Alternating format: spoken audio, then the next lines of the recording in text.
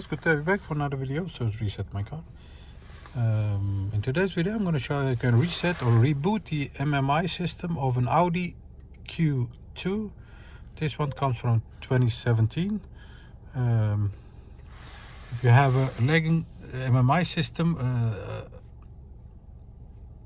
navigation system that isn't functioning very well, or your system is not starting up, there is a way to get rid of that, and in this short video I'm going to show you how you can do it.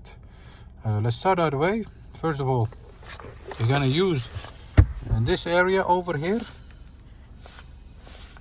and use these two buttons and this button. Press them all three at once, these two in that direction and this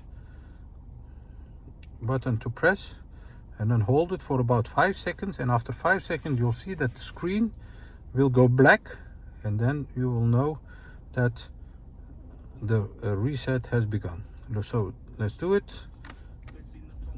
Press and hold it,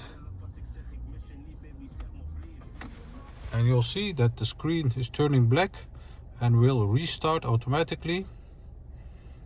In that case, you'll know that the reboot is in progress. I did this because my navigation system didn't start up.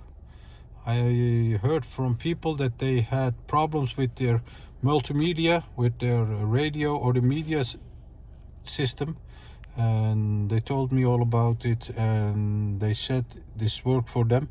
It sure did work for me, for my navigation system, and I hope it will work for you as well. Want to thank you for watching our videos. Don't forget to subscribe, give us a thumbs up if you like our videos, and hope to see you next time in another video. Stay safe, take care, bye bye.